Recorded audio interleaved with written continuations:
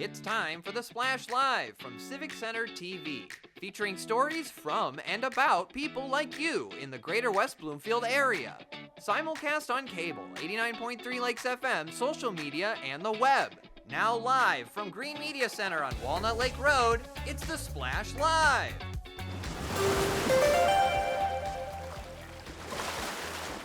Live, local, social, it's the Splash Live on Civic Center TV and 89.3 Lakes FM. Welcome, friends and neighbors. I'm Tyler Kieft. Thank you for joining us. The West Bloomfield Lakers hit the road on Friday looking to return to form in the penultimate game of the regular season. And this week, they looked much more like the Lakers of old. The Lakers jump over to the OAA Blue, looking to cut a losing streak short at just 2 games as they go up against Bloomfield Hills. First drive, and the Lakers are feeling it on the ground. Rushes from Jamal Shakespeare and Will Espy set up Obi Duru for a 13-yard touchdown rush. West Bloomfield strikes first and takes a 7-0 lead. WB picks up a penalty. That sets up a short kickoff. Jad Almzadi picks it up at the 30-yard line and then takes it 30 yards into plus territory. From there, the Lake Show takes care of business on defense. 3 and out for the Blackhawks, and West Bloomfield will get a second shot on offense just 2 minutes after their first series concluded. But the Hawks didn't just show up to senior night for nothing. They came to make plays. Jamal Shakespeare hits a roadblock, and then Faley Commit decides he's sick and tired of forward progress. He tosses number 2 backwards for the sack. Next play, Jackson Carver aims to the logo for Willie Edwards, but here comes Brent Brooks, stamping the play D9. West Bloomfield goes 3 and out. And then here comes the Hawks. They'll take off on a nearly 5-minute offensive drive. 5:08 left in the first. Jad Almzadi gets a solid gainer on the misdirect, and then it's 3 straight monster runs for Dakota Jancic. Bloomfield Hills hits the red zone for the first time. But that's where the Lakers make their stand. Tank Pittman got an offer from Mercyhurst during the week and gets on Friday night. Bloomfield has to settle for a field goal attempt, but it's no good for Nathan Geniak. West Bloomfield escapes a long, sustained Bloomfield Hills drive and maintains their 7-0 lead. Just before the end of the first, Lakers switching things up. Wide receiver reverse for Cam Hall. He gets some open turf and skips out for 35 yards. A few plays later, his offense pays the bill. They'll call on 1-3, and he'll take it to the house. Lakers' lead now sits at 14-0 early in the second. On the ensuing kickoff, WB sends it into open space. It takes a Laker bounce. Big mistake for Bloomfield Hills. They let it roll, and the Lakers recover the football. It's not a punt, it's West Bloomfield football. However, the West B offense, well, I guess they wanted a break. They take less than a minute to get Will Espy back beyond the goal line. That's his 7th rushing touchdown on the season, and it's 21-zip Lakers. Bloomfield Hills is looking to answer and keep this a ball game. Rocco Colosimo escapes the pressure, makes a nice pass, but just short to Jad Almzadi. That's okay because the next play would be downright unbelievable. Reese split out to the right for the Hawks. Don't go to the right. Inside it is bobbled and it is caught. Open season. Here comes Bloomfield Hills. One man to beat another one. Chasing. They'll get down to the 17.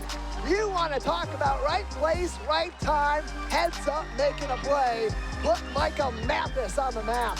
Bloomfield Hills is again deep into West Bloomfield's side of the gridiron, but the Lakers make another key stop, and Geniak cannot connect on the field goal, so West Bloomfield keeps the Blackhawks scoreless. 6:20 left in the half. It's all about teamwork, baby. Carver, Shakespeare, Shannon Roshan, chop, chop. He stomps his way out of the tackle off the bomb and marches to pay dirt. Late in the half, all Lakers on defense. 2:15 remaining. They go full pirate and steal a first down rush. Then less than a minute to the break. Colosimo to the air, and Christian Banks pulls it down. Lakers take over with 35 seconds remaining, and they just have to clock the pigskin and take a break. At the half, 34-0 in favor of the Lakers. On to the third quarter. Bloomfield Hills opens it on offense. Jad Almzadi stuck in traffic, no problem. Snags the catch and another big play. Shortly after, back on the board goes Christian Banks. Interception number 2, plus 34 yards extra after the fact. The Lakers take over. On offense, nothing doing. West Bloomfield punts it back to the Black Hawks, but they wouldn't keep possession for long either. 4 plays later, out with Christian Banks, in with Ezekiel Davis. That's 3 straight Hawks possessions ending with a pick, going all the way back to the second quarter. But the Lakers aren't themselves infallible. A great run from Dylan Woods is knocked loose by Drew Harst, and Bloomfield Hills gets their first big defensive break of the night. They take it into the fourth quarter, switching up the personnel. Micah Mathis now at quarterback. Desi Commit now at running back. Got to go for it on 4th down. But a miscommunication mixes up the handoff, and WB makes the big stop. They couldn't get the mercy rule to stick in the second quarter. Just over 3 minutes, however, into the fourth, Bryce Coburn stamps the paperwork with a 30-yard field goal. It's 37-0 West Bloomfield. And that, folks, is about where it would stand for the remainder of the contest. Big plays for Ezekiel Davis and WB on defense, and a nice recovery and scramble for Micah Mathis and the Black Hawks on offense. But the Coburn kick would be the only 3 points of the final 24 minutes and brings us to the final score. West Bloomfield pulls off their 3rd shutout of the season, their first since week 2, and again, that shutout is 37-0. Just a little travel involved on this one. The Lakers take it back to the Swamp for senior night this week, looking to avenge a 1-point season finale loss from a year ago in a rematch with Roseville. Follow the team all season long and into the playoffs on civiccentertv.com/LakersSports. That's also where you can watch last week's game where the Lakers defeated Bloomfield Hills 37-0. Joining me now for even more discussion on Friday's big road victory is our Laker football color analyst, Matt Gattoni. Matt, thanks for joining me today. Yep, thank you for having me. Glad to have you on. Another victory Monday for the West Bloomfield Lakers, now improving their record on the season to 6-2, looking to finish the year 7-2. To do that, they'll need to take care of business on Friday back at home against Roseville. But let's go back to what happened in Bloomfield Hills on Friday. From the jump, seemed like it was all Lakers, although quite a lot of fight from the Bloomfield Hills Black Hawks, despite their struggles and their situation roster-wise. A lot of injuries and a lot of players coming up late in the season into starting roles and lots of playing time. Yeah, we didn't see Kraft at quarterback like you had mentioned throughout the broadcast, him really being that premier player on that offense for Bloomfield Hills. But they didn't necessarily have a lack of opportunities to put points up on the board. You just saw them repeatedly get in their own way once they found themselves in the red zone. Yeah, or they just could not finish the job. They got into positions where they were able to make those key plays, and maybe from a lack of practice throughout the season, we don't really have that kind of insight into their field goal unit, their special teams front, and how it was able to set Nathan Geniak properly to make those field goals. But even that being said, the Lakers' special teams front has given some of the best kickers in the state, like Aiden O'Neill from Clarkston, some issues in recent weeks as well. So perhaps that's the reason behind some of their field goal woes that led to no score for Bloomfield Hills. But as you said, they were able to take care of business with some of their players. Micah Mathis with a brilliant recovery in the receiving corps on Friday night. Dakota Jancic was able to really take care of business both in traffic and outside of traffic against the West Bloomfield Lakers. That being said, the running defense still quite stout. In fact, that front seven was really able to get after it on Friday. Yeah, that front seven had a dominant game, and you could see just how their ability to get to the passer just impacted even the play calling of Bloomfield Hills. But also, you got to give credit to the secondary for really making it a quiet game for Almzaldi. Yeah, 3 picks for West Bloomfield against Clarkston. It was the first time they had any interceptions offensively all season long. And then this week against Bloomfield Hills, 3 interceptions of their own from their defense, picking off the Black Hawks. 2 of those being from Christian Banks, 1 of those late in the game from Ezekiel Davis. That really sealed the deal for West Bloomfield at that point, much beyond a blowout and in their favor on Friday as they took on the Bloomfield Hills Black Hawks in what was now a 37-0 victory. The 3rd time the Lakers have had a shutout this season, the 3rd time that the score has been 37-0. This time, however, on the road instead of those 2 others at home. Offensively, Matt, who stood out the most for us on Friday night, probably had to be Obi Duru back in the leaderboard at running back for West Bloomfield for the first time in several weeks, 86 yards and a touchdown on the ground, including his longest being 27, but he had a few different rushes that were right around that length as well. Really important to have a guy like him that can get outside the tackles in the ground game, be an impact player, and get him back involved more heavily in that running game. Yeah, when they can get Duru to the perimeter, they are a nightmare for opposing defenses. Because, again, like I've said on the broadcast, if you give Duru an inch, he's going to burn you for 20 yards at a minimum, because he just has the ability to put his foot in the ground and accelerate and get to top speed almost immediately. He was 19 yards behind Will Espy and also 19 carries behind Will Espy for the number 1 rushing spot coming in to week number 8. Their competition continues this week.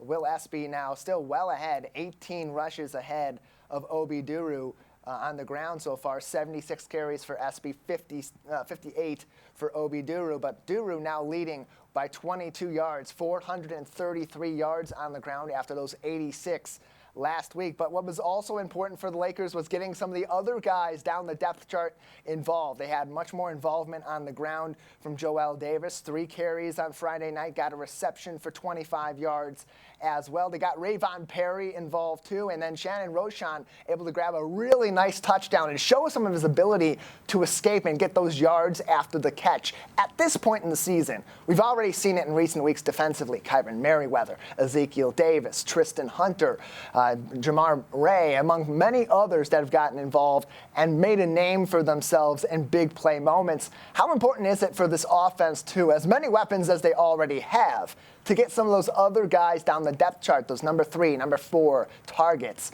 already involved, especially as we head toward a very competitive Division I come playoff time? Yeah, we've talked about how they need to, show a little bit more life in the passing game and expand that part of their offense a little bit. And so far, it kind of looks like Rayvon Perry and Shannon Roshan are going to be 2 of those guys that can help them do that, because they can really fly down the field and get open. And they had some really nice opportunities against Bloomfield Hills.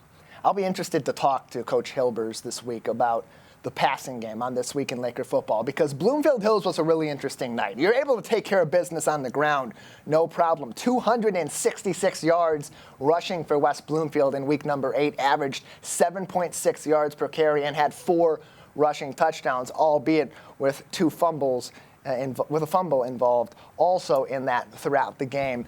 However, the passing game had the lowest numbers of the entire season. Just 1 passing attempt for their 2 primary quarterbacks each, Jamal Shakespeare and Jackson Carver, and then 1 passing attempt for Nathan Mafucci. My apologies. Carver had 3. It was 3 passing attempts for Carver, just 1 completion for each of their 3 quarterbacks that saw action on Friday night, and only 98 yards passing. And then, interesting statistic, over the past 3 weeks, they have by a mass majority gone to the rushing game. 387 yards passing between Bloomfield Hills, Clarkston, and Oxford games for West Bloomfield. 646 yards on the ground. The only one of those games where the Lakers led passing yards, being the majority of their offensive production, was by 2 yards against Clarkston. Any fear that this offense may be becoming more predictable because of the amount that they rush the football, or do you believe it's by design because of the 3 defenses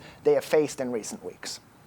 Yeah, I'm sure Hilbers would say that he would have liked to, kind of lean on the passing game a little bit more. But the way that they were running the football and the way that the score kind of got out of hand so fast, you don't really want to keep on throwing the ball and run up the score and kind of rub the opposing team's nose in it. I think that the play calling last week was more and so just because, we're up 34-0 at half. We're controlling the line of scrimmage. So let's just keep things moving along. That being said, they need to show a little bit of life this week against Roseville, so that way, you kind of quell those concerns going into the playoffs.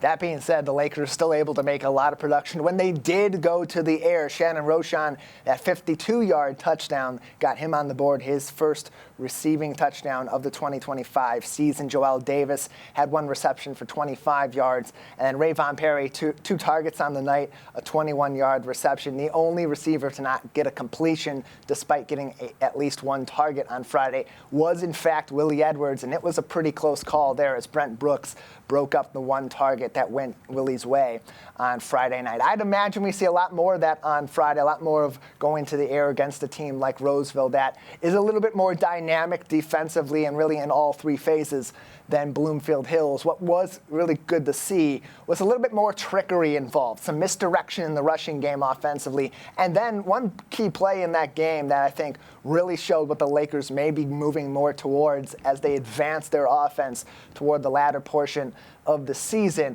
is the exchange between Jackson Carver, Jamal Shakespeare, and then throwing that 52-yard bomb to Shannon Roshan. How much do the Lakers need in terms of mixing up this offense to have both Carver and Shakespeare involved, at least in the backfield, but even beyond that, as quarterbacks simultaneously to keep defenses off guard?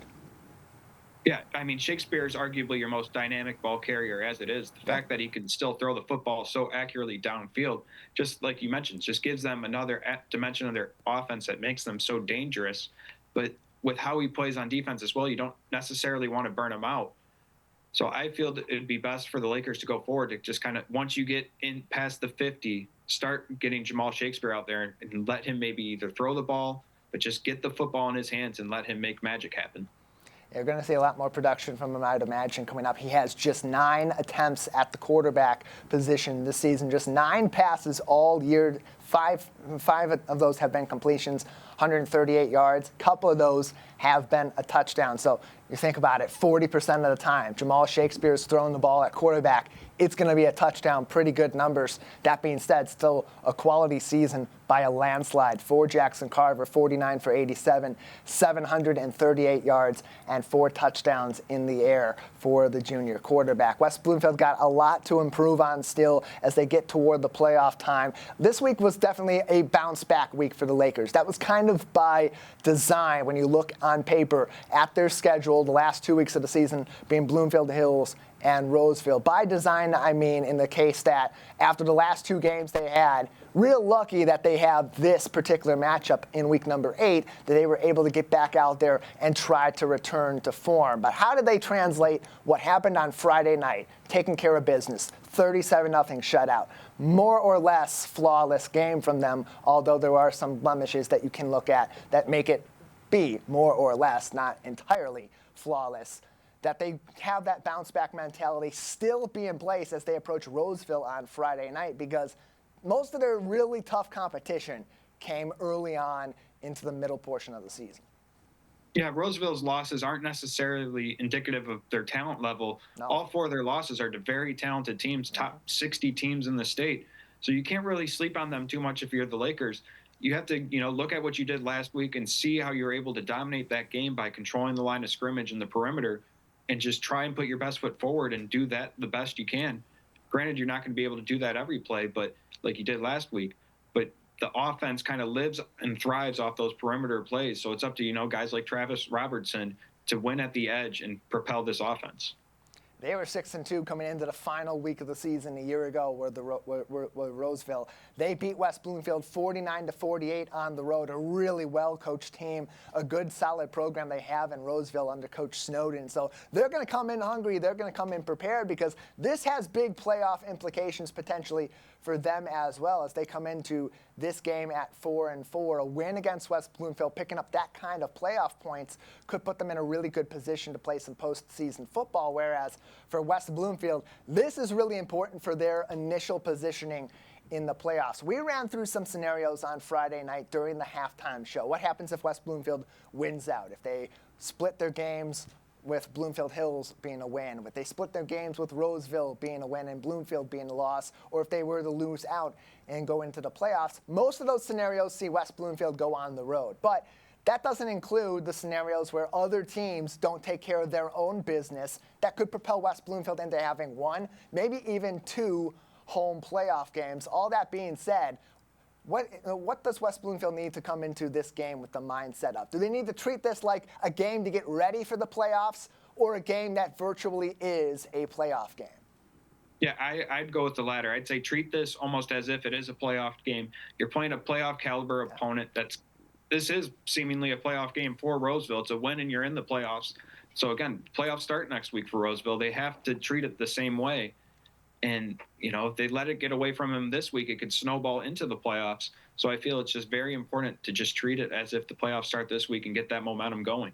Yeah, and they're just 3 weeks removed from a very close game against Utica, a team that is in Division I and could be in range of West Bloomfield come playoff time. So they can't treat Roseville like a cupcake. They can't go into this game with the mindset that maybe they had against Oxford, maybe they brought into that second half, they let up off the gas. And this has been part of the conversation with the team over the last week or two as they approached Clarkston, and certainly as they approached the Bloomfield Hills Black Hawks. They got to treat every opponent they go up against with respect. They have to go into every single game with the same fire and motivation they had coming into the season, which was, we're the unproven team. We're the ones that are going to be underrated and underappreciated, and we got to show what we're made of. That's especially important now, as this is the point of the season, Matt, where you want your team to be playing the best football and still have those incremental improvements on the docket so that you peak at the right time and make a deep run. Yeah, and right now, last week you saw them kind of eliminate those mental mistakes and a lot of those penalties that we've seen kind of cripple drives. Now going forward, you're playing again a very talented team, very hungry team that's playing for their playoff chances or just to increase their likelihood of having a good bracket. You have to come in, play disciplined, not turn the ball over, and not have penalties on third and fourth downs that either kill drives or extend drives for your opponents. And you got to think about it, too, while not focusing too much on it. You're probably looking at Catholic Central, either in round number 1 or in round number 2, a top 3 team in the state, arguably the best team in the state of Michigan in 2025, a team that handily beat you in the playoffs a year ago, but you have the talent to match up against if you're playing at 100% all throughout that game, whether it comes in the first round of the playoffs, in the district finals, or later on. West Bloomfield has to be ready for that. So, Matt, as you head into the final week of the regular season, all that we know about the first 8 weeks of the season, all that we know about where West Bloomfield is in the playoff picture right now, and all that we know about the personnel and their production on the field, if you're Coach Hilbers, if you're Ken Rise, if you're LaRon Jones, the head coach, offensive and defensive coordinators, respectively, what is your message for the team overall, for that offense and for that defense? Control the line of scrimmage. As long as the Lakers control the line of scrimmage on either side, they're right up there with any team in the state. Again, like I said, if they win the perimeter on offense, they can get their playmakers out and they can burn anyone for 20 to 30 yards or even a touchdown at any given moment. And then their pass rushers on defense, and that defense can really keep them in any single game against any opponent. It's going to be an interesting game on Friday night. It's senior night at West Bloomfield. They weren't able to bring home a dub on homecoming night in arguably the biggest game of their entire season. Senior night has just as big of implications. Hey, it's not for a title, but down the line, if we get to Thanksgiving weekend and West Bloomfield is in place to potentially bring home the Division I championship, you could look back at week number 9 and say that game was, in fact, with a title on the line. Matt, thank you as always, and we'll see you on Friday. Yep, thank you for having me.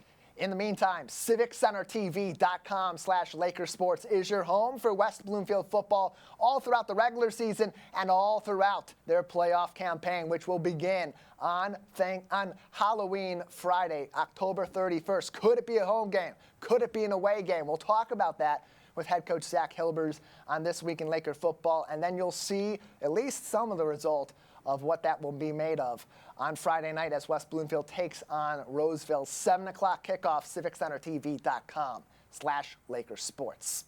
The holidays are underway in Greater West Bloomfield. Today, our Hindu friends, family, and neighbors will celebrate Diwali, hosting a celebration open to the public on Middle Belt Road. Our team's Jake Schaff spoke to someone from a local Hindu temple to learn more about the holiday and to learn more about the celebration close to home. Sundar, thank you so much for joining us today. Namaste. Thanks for having me. Of course, glad to have you with the program today. What makes this year's Diwali celebration at Sri Balaji Temple so special for the community? So every year, Sri Balaji Temple makes sure that Diwali has been celebrated big so that the community can come together. The major event of Diwali is like win of good over evil, win of rightness over wrong. So we're making sure that people get together and celebrate this so that people can have in the mind and heart that always do the good thing and always be in the righteous path. So that's the base for having the Diwali celebration. Very important things for everybody to remember and for everybody to do. How would you say the temple prepares for an event of this scale, balancing devotion, community, and safety? Major thing is that we make sure that we work with every team within ourselves to make sure that whether we organize, we have a different set of volunteers to make sure we clean up the space so that everybody can park their cars in the right places and then have enough space for the fireworks, which is a major part of the Diwali celebration. We also work and make sure that fire department has given the direction that we have to use only the fireworks that can only use within the floor, that it cannot go to the sky. So those kind of things will be done. So to make it more and more clear, we are saying that we will be giving the fireworks to the devotees so that they can celebrate rather than they bringing it up.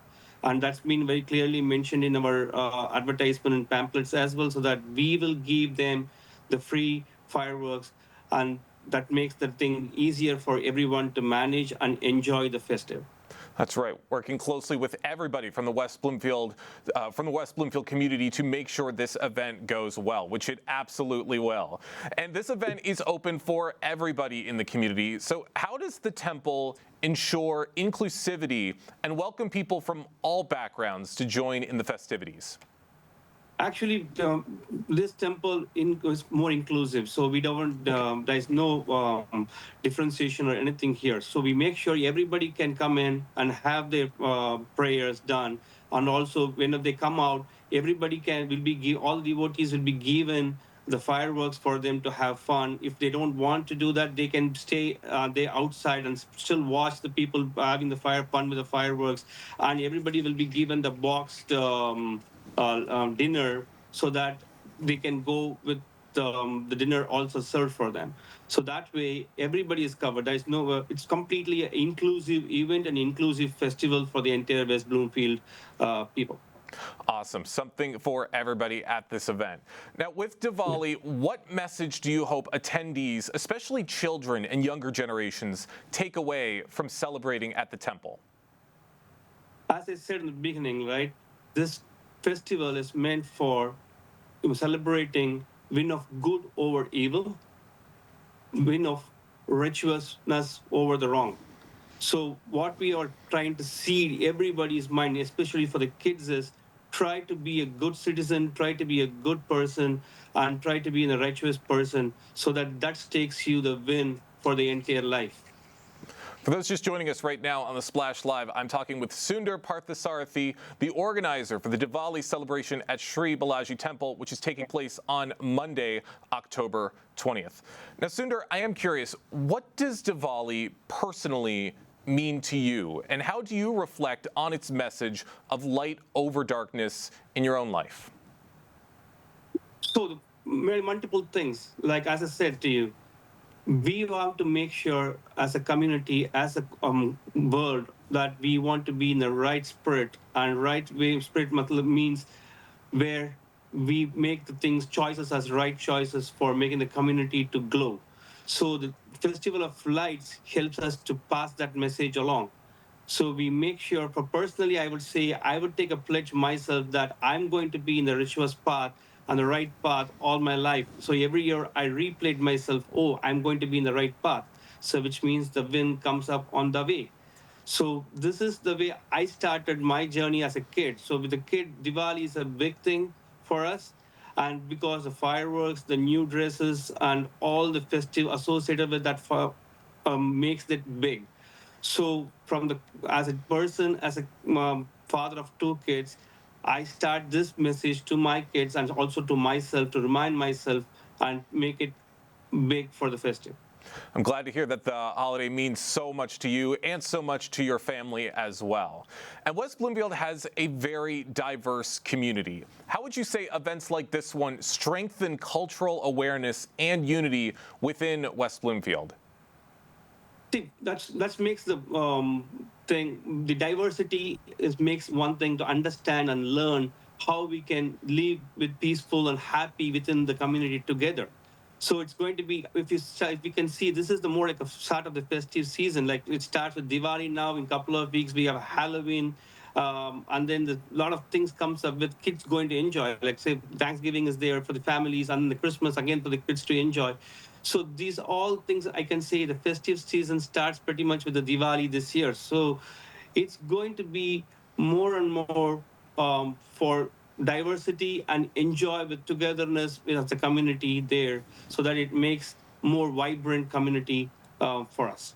You're absolutely right. Diwali, with all the dates lining up after that, it is the true start of the holiday season with all the other big holidays coming up right afterwards. Sounds like it's going to be a great event at the Temple. Last question before we wrap things up, Sundar. Looking ahead, how does the Temple plan on continuing to expand or evolve its Diwali celebrations in the future years? So I can say myself in the personal means that this is my 10th year with the temple as an event there. So from the year one, from 10 years now, I can see how we have evolved. Each and every year, we prepare at least a month and a half before, like how we want to arrange our parking, how much we are expecting each year. Every year, the people keep growing. So we have extended parking around the backside of the temple as well. So those kind of parking is the first place, and then second space is make a secure place where people can enjoy the fireworks. These are all the things has to be done. And as a temple, we take about a month and a half or 2 months prior to start preparing for this event to make sure it's a safe, secure, and fun-filled festive for everybody in the community. Wow, a lot of work goes into making this event happen every single year, but it's all worth it. Can't wait to see all of the fun in West Bloomfield. Sundar, thank you so much for joining us today here on The Splash Live. Thank you. Thanks for having me. And a happy Diwali to all that celebrate here in the greater West Bloomfield area. That celebration tonight at the Temple on Millbelt Road right here in West Bloomfield. Appreciate them for joining us to talk to Jake a little bit about today's holiday. With all eyes set on the 2026 midterms, believe it or not, Election Day is actually right around the corner for some issues that mean quite a lot close to home. Here to tell us more about local elections on November 4th and even more happening in West Bloomfield Township is their Township Clerk, Debbie Binder. Clerk Binder, thank you as always for coming on the show. My pleasure. Good morning, Tyler. Good to see you today. Yeah, good to see you as well as we're approaching Election Day in greater West Bloomfield. Like many of the pop-up elections between the midterms and certainly in between presidential elections, not expected to be the most popular of votes out there for this time of the year. But it's really important that people understand that there are elections in place and that not everybody in West Bloomfield Township is actually eligible to vote in those elections. Clarify why that is the case for us. Okay, so I know I always say the same thing, that we have 7 school districts within West Bloomfield Township jurisdiction, and 3 of our school districts have an election right now, as well as the people who live in the proposed village of Zacks, who have they will be electing their proposed charter commission. So those are the only people who have a precinct. So I actually had someone say to me last night that their son got a ballot and they didn't. And they were in the Walled Lake School District, who does not have an election, and the other was in the West Bloomfield School District, who does. So only voters in West Bloomfield who reside in the West Bloomfield School District, the Bloomfield Hills School District, and the Pontiac School District will have an election, as well as the people who are in the proposed village, which is currently Zacks. But all of those do reside in the West Bloomfield School District, so they will have an election. But voters who reside in any of our other school districts, Walled Lake, which is a large one, Farmington, Birmingham, or Waterford, will not have an election at this point. So when they see signs on Tuesday and they worry that they missed something, don't worry, you don't have an election. I will say we do anticipate perhaps a little bit larger turnout, because one big change since in previous years is that permanent ballot. So there are a lot of people, almost half of our voters have signed up to be on the permanent ballot list, meaning they will get a ballot in the mail for every election they're eligible to vote in, including this one. So everyone who meets those conditions will get a ballot that signed up. So I do think we will see perhaps an increase in voter turnout. And an election of this size typically is one that everyone who participates, or not, I shouldn't say everyone, that's probably too strong of a word, but the majority, I think it's been up to 91%, will participate through absentee voting. And between redistricting and then, of course, the recent changes that have been made to precincts in West Bloomfield, reducing the overall number, how might that, particularly the changing of the precincts, potentially have an impact on this set of elections? I think we won't see a big impact on this set of elections other than voters who may not have received, or well, they should have received their voter ID card or just maybe aren't aware and go to their previous polling locations. We did try to keep most of them the same.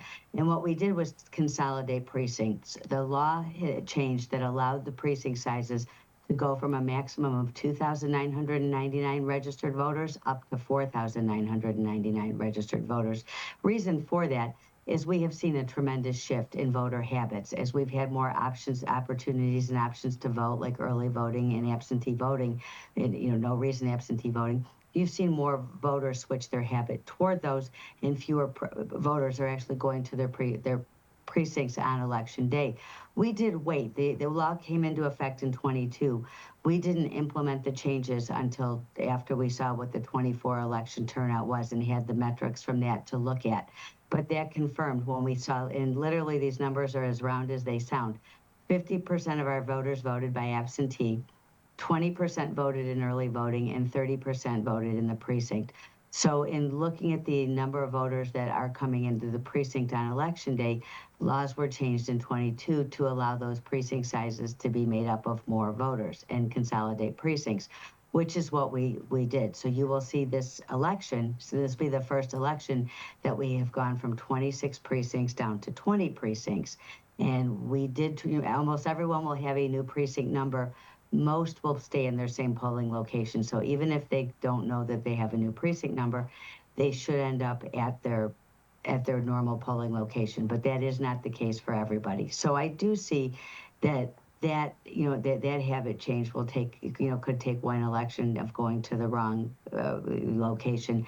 But again, I go back to that we've seen, up to 80-90% that have voted absentee for a small election like this. So I think that this will be consistent, and we have done a good job of getting the word out that people have a new polling location, and everybody in the township did receive a new voter identification card. Tuesday, November 4th is Election Day in Greater West Bloomfield. Only in select cases, as was mentioned earlier on, a couple of the school districts in our local area have some ballot proposals, and then those in the Zox neighborhood in West Bloomfield will be voting on their charter commission as they attempt to become a village within West Bloomfield Township. More info on that and the election can be found on wbtownship.org, or of course you can follow the township on their Facebook and Instagram pages, both of those at the handle at West Bloomfield, at WB Township on Facebook and on Instagram at WB Township for more information. Clerk Binder, with all these changes recently and with the specifics of this particular election, how has your office been working to ensure transparency and proper communication to the community so that people know if they are potentially eligible to vote in this election, and that those key changes that maybe affect them this election, maybe affect them the next one, are communicated properly and they understand where they're supposed to be and what they may need to do for future elections? Well, I go back again, Tyler, to the statute lays out very clearly what the obligation of the clerk's office are, and those ensure and guarantee transparency. So every single voter in West Bloomfield with the consolidated precincts will have received a new voter identification card. And then we also send out applications to those who are on the permanent application list, not on the permanent ballot list, that allows them to check a box to literally request to be on the permanent ballot list. We do need to have a signature to put somebody on the permanent ballot list. So that application becomes one of the vehicles with which they can request to be on it. And we have gone up, I would say, since I came in originally from a permanent application list, I believe it was about 6,000. We're up to 23,000 that are now participating on the permanent ballot list. So we have seen that word getting out very well. I do think, though, that there will be, every election we do have some confusion about it. I drove by and I saw signs, but I didn't know I was voting. So we do anticipate that, and my staff is beyond friendly, and they're when we get those phone calls, they field them nicely. But everybody has been notified, and everybody has had the opportunity to join that permanent ballot list probably for the last 2-3 years. They have received that as part of their application. So we do our best when they come to the counter. We also make them aware of their options, and I do think that it does take one cycle sometimes for voters to get into the new groove, so to speak. But I do think that we do a good job getting the word out there. And in a large election, we usually do take out an ad in the paper as well, just to remind people of changes. But I would say that if there's any question, there's a couple ways to check. You can call the clerk's office at 248-451-4848. Again, it's 248-451-4848. Or you can go to the Michigan Voter Information Center through the Secretary of State, which is either easiest way is michigan.gov/vote. Michigan.gov/vote, and voters can check all of their information through basically through the database. But what is important, as I mentioned, the Voter Information Center, today is the last day to register by mail or online. So if somebody does want to register for this election, and they want to do it without coming to the clerk's office, they want to be online or by mail. Today is the last day. After today, the only way to register will be in person at the clerk's office with residency verification. So they can still register that way up through 8 p.m. on election day. You would need to come, though, after today to the clerk's office in person with residency verification. People who wish to obtain an absentee ballot can do so up to 4 p.m. the Monday night before the election. People who register on the day of the election can also get an absentee ballot on election day. They would have a choice if they want to vote by absentee ballot or they want to go to their precinct. Typically, when they register on that same day, they are excited to go to the precinct and have that experience voting. But we do, as it gets later in the day, we will kind of suggest if they can't make it to their precinct in time, that they may want to choose to vote absentee ballot. But everybody who is not a same-day registrant does have to request their absentee ballot by 4 p.m. the Monday before the election. And the 4 p.m. is a hard stop. It's a statutory stop. So even though the township's open till 4:30, we can't hand out a ballot after 4 p.m. statutorily. And just for clarification, if you are watching this segment after Monday, October 20th, that's when this has been live on the Splash proper. After Monday, October 20th, if you're seeing this segment, whether it's online or on one of our live shows being replayed and repurposed, you have to register now at that point at the clerk's office to vote in this election with residency verification at the clerk's office by 8 p.m. on election day, or as Clerk Binder said, for an absentee ballot by 4 p.m. on Monday, November 3rd. That is a hard deadline, Monday, November 3rd, 4 p.m. for absentee ballots. That being said, early voting still an option for those that are registered. Debbie, what do voters need to know about early voting for this election in Greater West Bloomfield? Absolutely. It's a great point. And so early voting will be available beginning, I have it on Saturday, the second Saturday before the election. So it is October 25th through November 2nd. It is at the West Bloomfield Library, the main library, and begins on Saturday. It goes Saturday, Sunday, Monday through Friday, and then Saturday and Sunday. It is from 8:30 to 4:30 p.m. daily, except on Thursday when it's from noon to 8. And for those who may not be aware, you can actually bring your absentee ballot with you to early voting and put it through the tabulator yourself. So those who want to kind of mix the experience of having their permanent absentee ballot but still feeding it through the tabulator themselves, you may do that by either taking your ballot with you to the early voting center or to your precinct on election day. So, lots of opportunities to cast that ballot. So keep that in mind. Early voting is a nice alternative. I know we may have some people that, in November of 24, the lines were very long for early voting the entire time. We do know that. It was, countywide. And I do anticipate in a large presidential election, we will continue to see that the lines on early voting are long. But I can assure you for this election, the lines won't be long.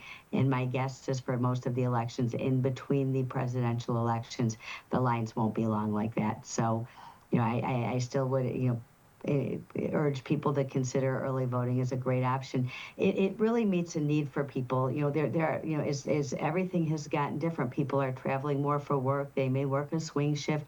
Whatever the reason is, if they have a vacation planned, or we had absentee voting, but now early voting really gives them an option for somebody who wants to cast their ballot in person to go to their polling location and cast their ballot and still accommodate their work schedule or their vacation schedule. So it's very convenient. And I know in a small election like this, the staff that's working it will be very happy to see people who come in, because I think they get a little bored. So I would urge people that this might be a good election to try it, and try bringing your absentee ballot with you. You can use that and put in and feed it through the tabulator. They will convert it to an election day ballot when you go into the early voting center, but it's easy. You can bring it in voted. They're going to record that, and you get to put it through the tabulator yourself. So it's a great opportunity.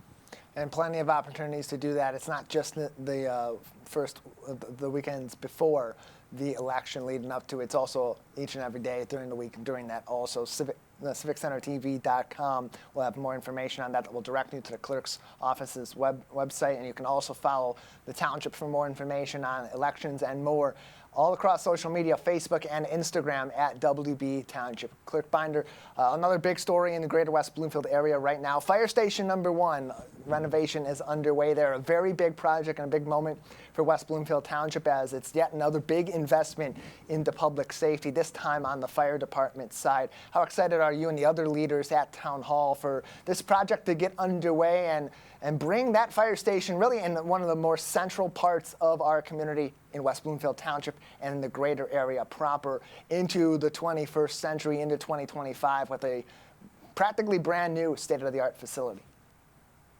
So I am excited to see it. Obviously, it is a flagship on Orchard Lake Road, but it's a big investment. So just updating a flagship is certainly not reason enough to make that kind of investment in the community. The reality of public safety is a reason to invest, as well as ensuring the safety of our firefighters. And I don't know if anyone who's had an opportunity to see the fire station, but it really hasn't been updated since it was built. The kitchen, it definitely has a Brady Bunch look, but it also has a much older function. And in terms of everything we know and the demands on safety for our firefighters and protecting them and changing workforces, there have been many reasons that have come into play to look at updating the function of the fire station as well as the form of it. So I think we took a comprehensive look at what kind of changes need to be made. And obviously the process is still underway in looking at the design component, but there has been some we're well into it for sure. But it's looking at what meets the needs. Again, this one has met the needs for over 50 years, and we're looking at how are we going to meet the needs for the next 50 years. And I think when you talk infrastructure at any point, infrastructure right now is expensive, but infrastructure around 50 years always needs an investment. And when we look at what we really have gotten a lot of time out of the structure that exists, and we're looking at how to make sure we get that kind of time out of the next, I won't say next structure because it's a remodel more than it's not getting torn down, but we are looking at changes that need to be made to make it go for the next 50 years as well.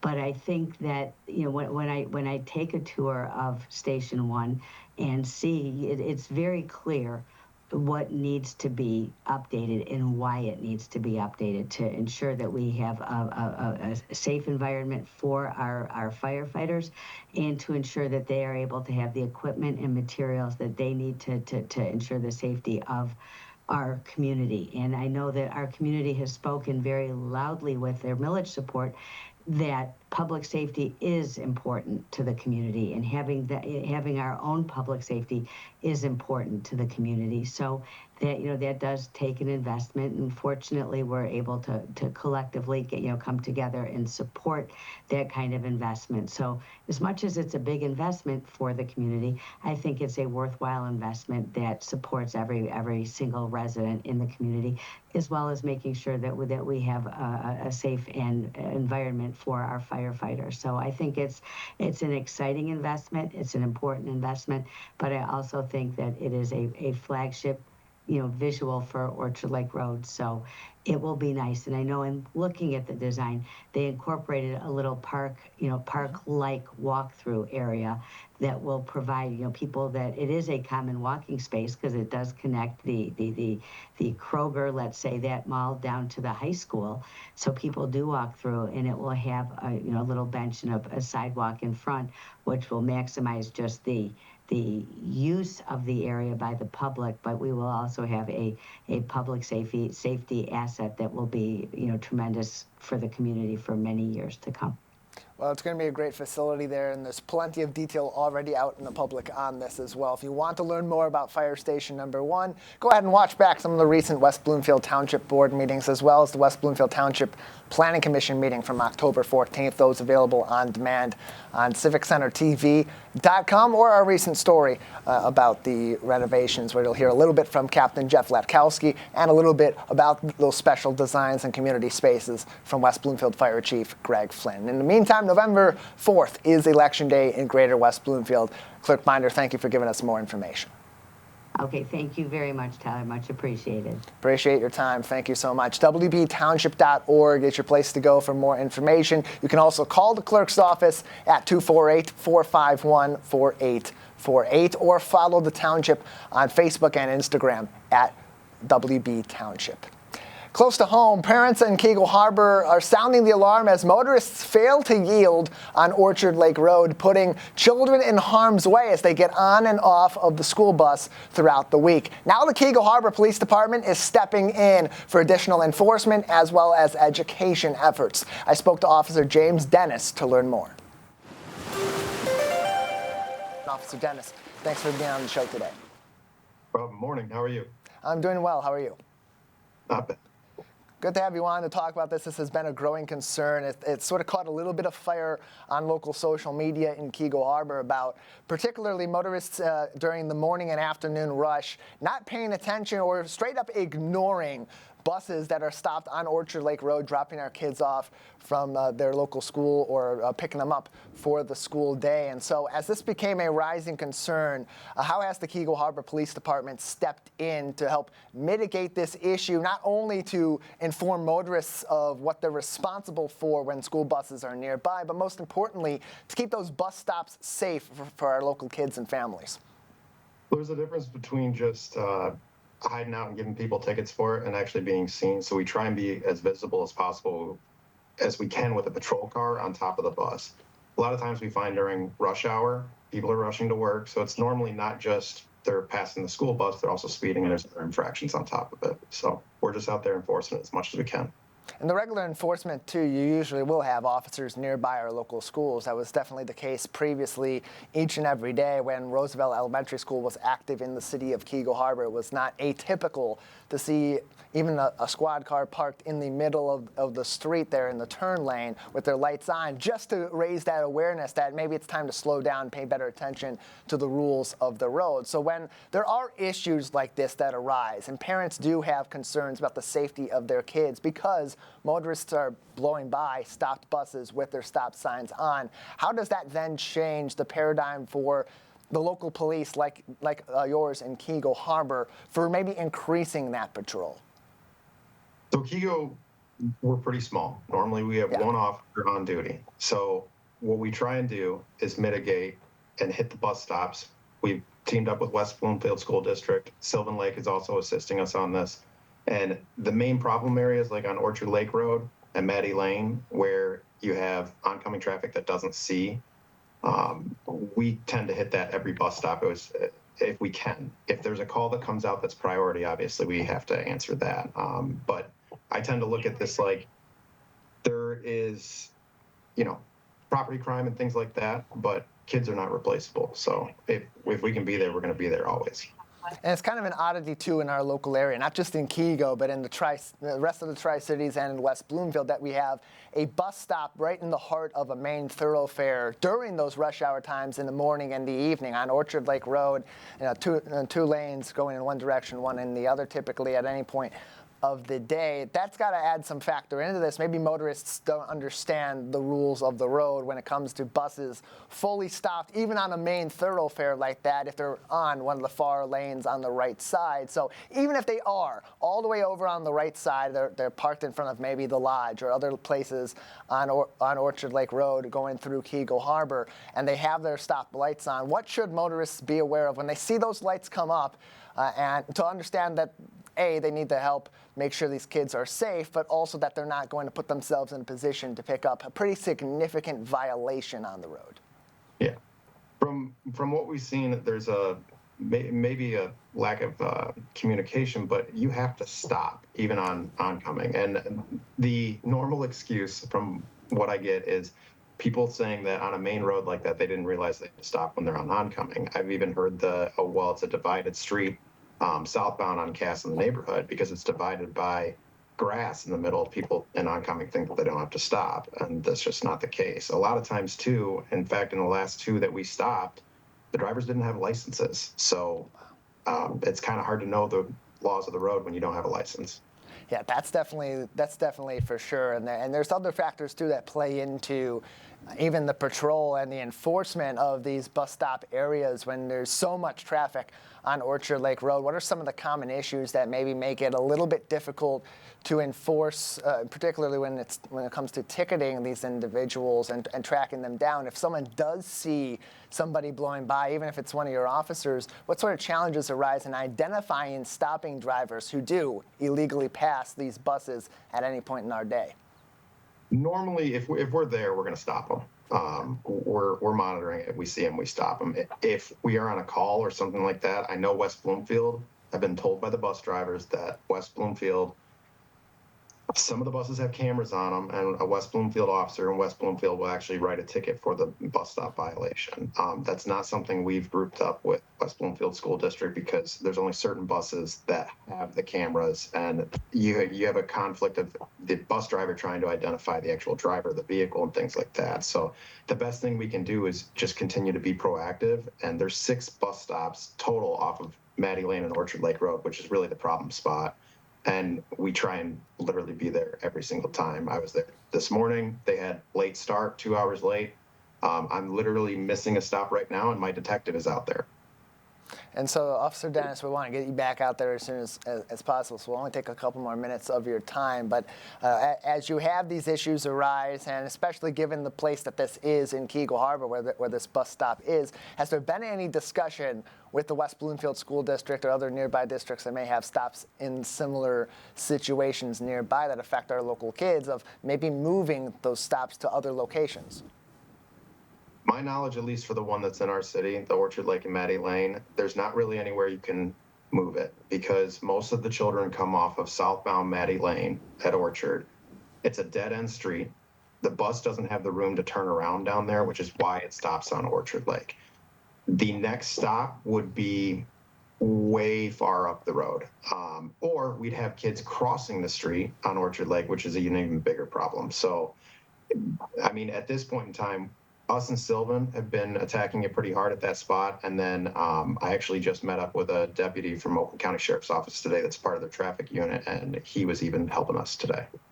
And so drivers need to be aware of these rules. Hopefully this will help to raise some of that awareness, and they just need to ultimately be more careful, especially when they see those school buses around, assume that kids are going to be getting off of those buses, and even, as you just said, crossing that street. But for those that decide not to play along with the rules and make these violations, obviously they're already in process of being caught quite significantly in the city of Keego Harbor in recent weeks. But for those that aren't aware, just how serious of a violation is it if you pass a school bus when it is at a stop? It is going to be a $500 fine. It's a lot, and 3 points. Yeah. And we're strict on this. When it comes to the kids in our city, we're not playing games on tickets. Other things you can write warnings on, speed, stuff like that. But whatever we got to do to protect these kids out here, and if that's writing big tickets, that's writing big tickets. We have no problem doing that if they're going to disobey the stop signs on the bus. In a small town like Kego, small towns like Kego, Sylvan, even Orchard Lake, those Tri-Cities, really going to have to go out of your way to get yourself a traffic violation. That about the worst way possible you can do so. Officer Dennis, before we let you go, anything else that the community should be aware of on this matter, or lasting messages from the Kego Harbor Police Department to the greater community about this particular area of Orchard Lake Road? Just be safe, drive safe, be vigilant. I know early in the morning it's easier to see the bus when it's still dark out because of the flashing lights on the bus and everything else. It's the later hours of the day, people rushing in at 8:30, that we have a big problem. Just know we're out there, we're enforcing it, and if we stop you, you're getting a ticket. And it's good information to keep in mind, too, as we approach daylight saving time, and those days are going to get darker and darker later on when kids are going to be getting to those bus stops. Officer Dennis, thank you for your time and insight today. Thank you. That's our show. I want to remind you that television that's close to home is always online on CivicCenterTV.com and across our social media. CivicCenterTV.com, also a great place to tune in to our live stream of programming, including our 89.3 Lakes FM live stream, as we're temporarily off of the air, making some renovations to our systems in the meantime. Big thank you to our entire team and our crew for making today possible, and of course to you for joining in. For our entire team at Civic Center TV, I'm Tyler Kieft, live, local, social. It's the Splash Live on Civic Center TV.